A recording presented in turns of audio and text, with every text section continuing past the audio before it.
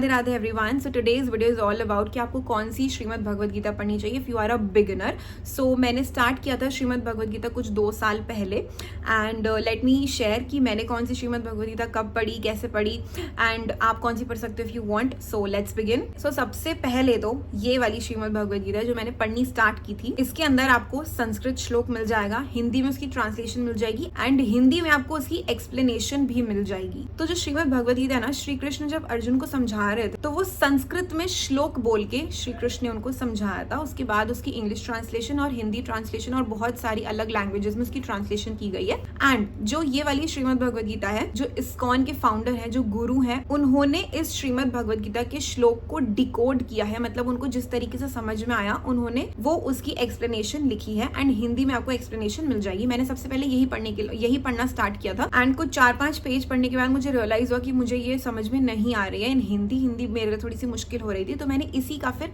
English वाला translation वाली book मंगवाई and this is the book, आप यहाँ पे देख सकते हो। सो इसके अंदर आपको संस्कृत श्लोक मिलेगा, देन उसके बाद आपको उसकी इंग्लिश में ट्रांसलेशन मिलेगी और फिर इंग्लिश में एक्सप्लेनेशन भी मिलेगी। एक्सप्लेनेशन जो है ये वही है जो उन्होंने डिकोड की है। तो इंग्लिश वाली ट्रांसलेशन मुझे अच्छे से समझ में आ रही थी एंड 5 चैप्टर्स मैंने इस बुक के वहीं से पढ़े हैं एंड काफी ज्यादा इफेक्टिव था, बहुत अच्छे तरीके से समझाया गया है। तो you can definitely go for this one क्योंकि काफी ईजी है स्टार्टिंग के लिए कि भाई आपको कुछ नहीं पता अभी क्या है बुक के अंदर, तो स्टार्टिंग के लिए आप ये वाली बुक पढ़ सकते हो। उसके बाद मैंने शिफ्ट करा टू दिस वन, ठीक है। तो अब इसके अंदर क्या डिफरेंस है विल टेल यू। तो यहाँ पे क्या है कि आपको इसके अंदर संस्कृत का श्लोक मिलेगा, उसकी हिंदी एंड इंग्लिश ट्रांसलेशंस मिलेंगी, एक्सप्लेनेशन नहीं मिलेगी। ये गीता प्रेस गोरखपुर की बुक है एंड इसके अंदर कोई भी एक्सप्लेनेशन नहीं है। मतलब आप अगर ये बुक पढ़ोगे तो आपको श्लोक अपने दिमाग के हिसाब से समझना, अपनी जिंदगी के हिसाब से समझना है।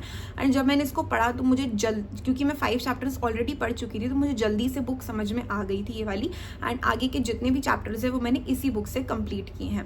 एंड क्योंकि मैं श्रीमद् भगवद गीता पे वीडियोस भी बनाती हूँ तो वीडियोस बनाने के लिए कभी कभी मैं बुक नहीं उठा पाती हूँ एंड इसके लिए मैं फोन में श्लोक पढ़ती हूँ एंड उसकी एक्सप्लेनेशन। तो ये वाली एक साइट है जिसमें बहुत अच्छी एक्सप्लेनेशन दी है, तो मैं इसको भी रेगुलरली, अब तो रेगुलरली मैं फोन से ही पढ़ती हूँ ज्यादातर एंड मुझे इससे बहुत अच्छे तरीके से समझ में भी आता है। अब थोड़ा मैं फेमिलियर हो गई हूँ श्रीमद् भगवद गीता से, लर्न नहीं हुई है मुझे पूरी तरीके से बट हाँ मुझे इतना थोड़ा बहुत पता है कि भाई इस चैप्टर में ये चीजें मिलेंगी, उस चैप्टर में ये साइट से मैं ज्यादातर पढ़ती हूँ। तो इसके अंदर एक्सप्लेनेशन है, मतलब जिसने ये वाली एक्सप्लेनेशन लिखी है उन्होंने अपनी जिंदगी के अकॉर्डिंग उसको डिकोड किया है। सो अगर मैं बुक रेकमेंड करूँ तो जैसे मैंने पढ़ा है वैसे आप पढ़ सकते हो, इट कैन हेल्प यू।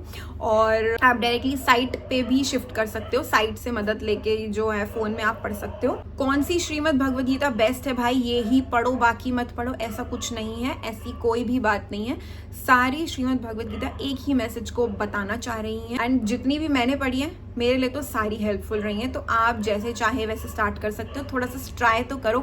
यहाँ पे किसी का भी कोई एक ठप्पा नहीं है कि भाई ऐसे ही करना है, इसका रूल यही है, ऐसा कुछ नहीं है। You can just start with what ever दिमाग यू हैव, जैसे भी तुम हो, जैसी भी तुम्हारी जिंदगी है, जिस पॉइंट पे तुम हो वहीं से पढ़ना शुरू कर दो, वो सब तुम्हें एक ही जगह पे पहुंचाने वाला है। So that's it for today's video. Thank you so much for watching. Radhe Radhe.